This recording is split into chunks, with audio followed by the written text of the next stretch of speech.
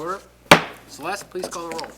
Debates, Evans, Kasserag, Here. Mead, Here. Rittenhouse, Here. Slivka, Here. Stacking. Here. You have a quorum.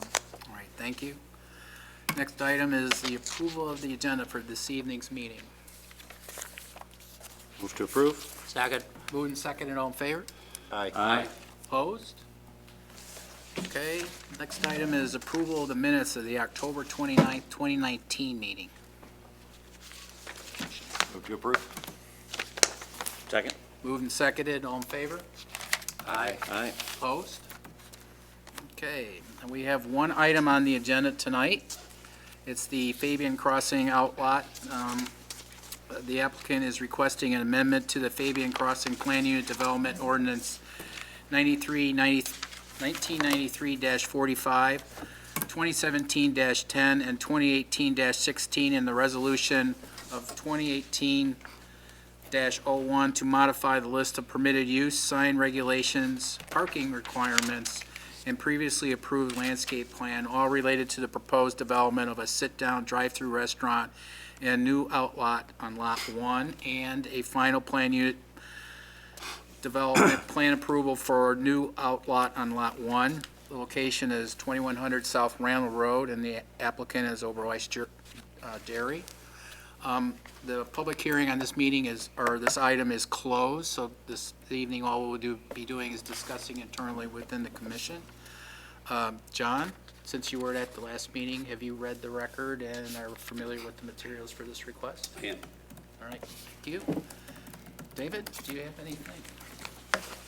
Okay, at the conclusion of the public hearing, we took in all the exhibits that were submitted during that and considered all the testimony, and we revised our analysis of the 9 special use standards that the Commission's charged with considering on the PUD amendments.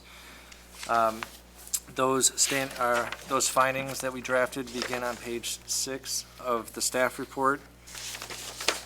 I won't read through each one of them, but we find that all 9 standards have been met. The bulk of the testimony and evidence provided during the public hearing pertain to standard number 2. Specifically, the lease agreement that McDonald's has with Bear Valley that includes a 50% reduction in their rents to Bear Valley if another restaurant locates in the shopping center. We heard testimony from both sides on whether or not that should be considered or how it has been considered in the evaluation of this standard. The city's position has not changed. This is a private agreement between McDonald's and Bear Valley. There's no provisions in the PUD that prohibit us, the city, from amending the PUD to allow another restaurant or drive-through use. The lease that's in place was really a contractual risk that McDonald's and Bear Valley hold together and should not act as an impediment to the city's actions to zone or consider amendments to the PUD. If there's any questions or modifications to those findings, we're happy to go through those. Mr. Chairman, Yes. just feel like I should go on record as saying I'm okay with the proposed application, especially considering that the only thing that was not a previous condition when we last saw this was that the redundancy in the electric. I think that still works. The city's supportive, and I'm supportive of that. Particularly, I should also mention, as to special use standard number 2, there was a lot of back and forth as to was the value impacted and when was it impacted. Having just spent 35 years in commercial real estate finance, I think I can strongly say that a sophisticated lender or buyer of the subject ground or subject McDonald's site would factor in the contractual potential for that revenue to decrease. There's no lender that I know of that would give full value to that current income, because at any point in time that income could decrease, particularly because the ground is the trigger is not controlled by the underlying ground owner. So that would be factored into both what somebody would lend against the property and what someone would pay for it. And it's not beyond reason that it would be materially discounted to the point that, the fact of the trigger event coming out of the Oberweis dairy is not going to change the value of this project. It's just going to realize the inevitable. So I strongly agree with the city's assertion that the impact is already there, the impact is in place, it's a private agreement, and the efficient, sophisticated buyer or lender would already factor that in today. They wouldn't pay or lend what they would pay if that clause was not in the lease. And the PUD's never locked in, and there's also Right. ability to do outlots, and obviously there's some modifications that can happen at development. It's not Right. finished. Agreed. So, I mean, there's no anticipation that there's not going to be any change condition in this site. Correct. Anything else?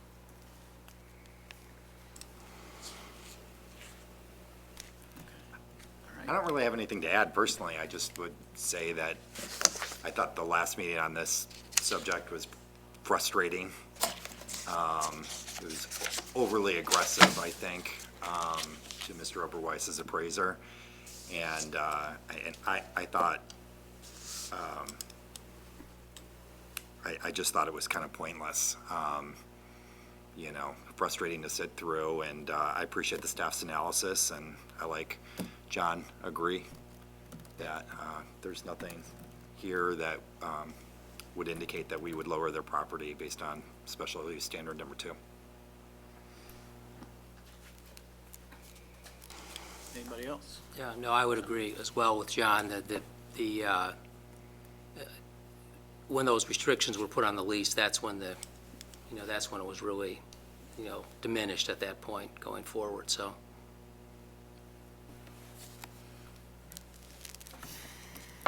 I have a motion. You guys ready for a motion? Yes? I'm going to do this in the form of 2 motions. First, the change in the PUD, special use, and then the second motion. The findings should be tied to Right. the PUD amendments, the first one. The first one? Okay. Mr. Chairman, I'd like to make a motion to approve the final planned unit development site plan approval for an outlot on Lot 1. Excuse me. Going in the wrong order. Can't read my own writing. Mr. Chairman, I'd like to make a motion to amend the Fabyan Crossing Plan Unit Development permitted uses for the commercial tract, originally adopted by Ordinance 1993-45, Exhibit 9, to allow for a sit-down and drive-through restaurant on Lot 1 as a permitted use, subject to the findings of fact contained starting on page 6 of the staff report. Second. Moved and seconded. Celeste? Kasserag. Aye. Mead. Aye. Rittenhouse. Aye. Slivka. Aye. Stocking. Aye. Mr. Chairman, I'd like to make a motion to approve the final plan unit development site plan approval for an outlot on Lot 1, including items 2, 3, and 4 on page 2 of the staff report, to amend the facade sign standards originally adopted by Ordinance 1993-45, Exhibit 10, and subsequently amended by Ordinances 1996-22, 1996-34, 2017-10, and 2018-16 to allow facade signs for the Lot 1 outlot, and to amend the final landscape plan adopted by Ordinance 1993-45, Exhibit 7, and subsequently amended by Ordinance 2017-10, and to amend the final site plan and parking requirements adopted by Ordinance 1993-45, Exhibit 6, and subsequently amended under Ordinance 2003-20 and Resolution 2018-01 for Lot 1, and further conditioned upon the 3 conditions noted on page 11 of the staff report, that the final engineering approval shall be required prior to building permit issuance by the city. Number 2, recordation of a final plat of subdivision will be required prior to building permit issuance. And 3, the approval of any additional facade signs are in lieu of a freestanding sign for the Lot 1 outlot, and also subject to the findings of facts in the staff report. Second. Moved and seconded. Celeste? All righty. Kasserag. Aye. Mead. Aye. Rittenhouse, Aye. Slivka, Aye. and Stocking. Aye. Passes. All right, There you go. thank you very much. David, when does it go in the council? This would be tentatively scheduled for November 25th. Monday evening at 7 o'clock in this room. All right. Thank you.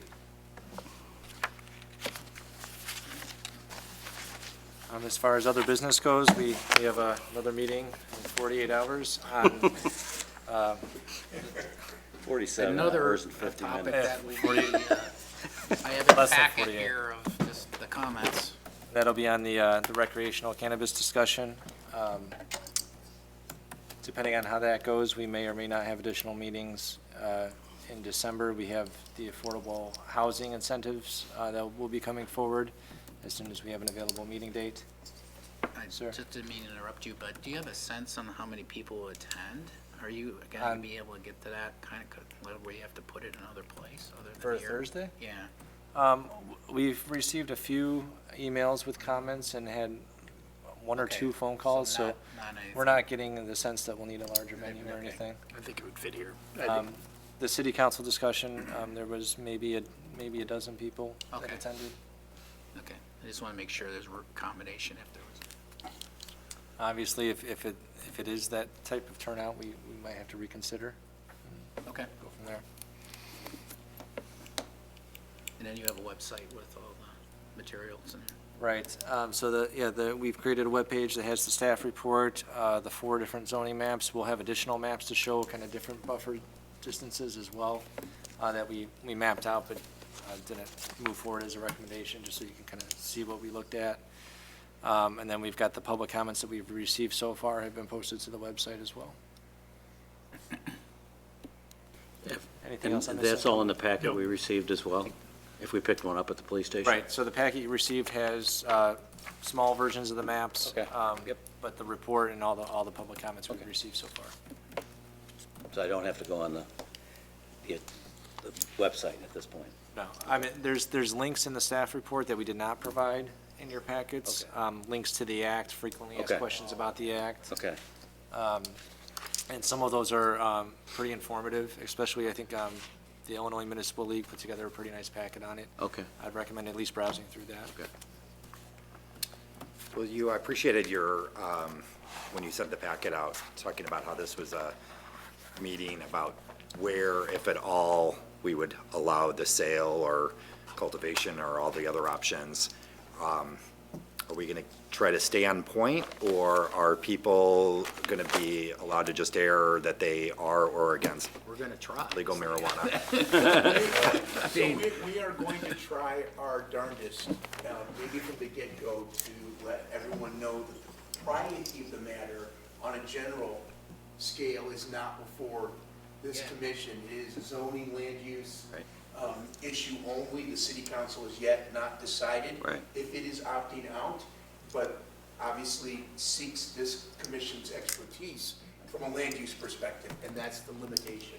So we are going to try our best to head off any emotional, not in my town anywhere, or I hate this stuff, or please right now, can we grow it today, type stuff.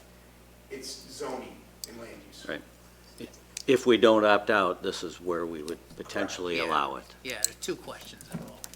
Right. This is Correct. the land use part of it, so, There's a big if before that, we get to that. yeah, that's the big step, yeah.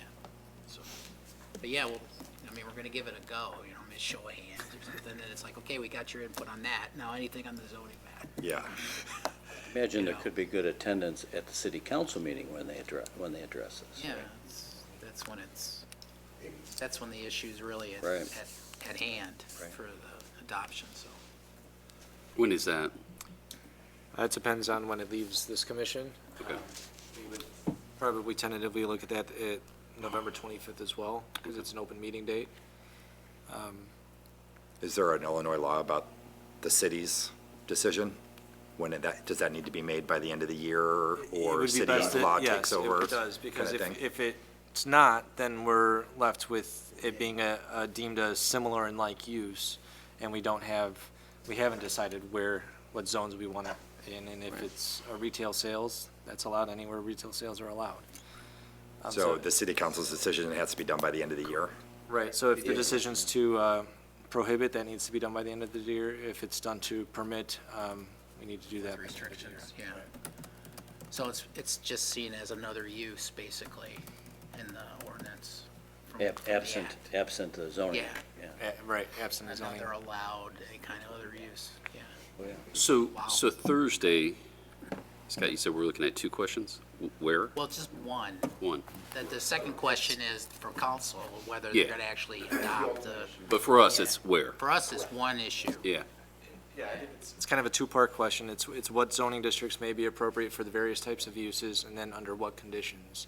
Are there certain separation requirements we like to see with permitted uses, special uses? Special permits. Do we have to, requirements. everybody has a different license, right? Like there's 6 or 7 different, 6, I believe. 6?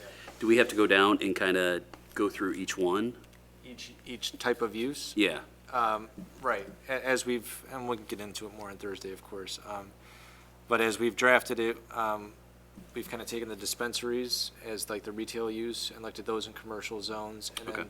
virtually the other 5 uses as industrial uses. Gotcha. Those in the industrial zones. And you address the medical as well, right? So Right. Are you allowed to limit the absolute number that could be in the town? You are. You yes. are. You could say, if we could say you only want one, you could, one retailer or 2 or something. Right. Okay.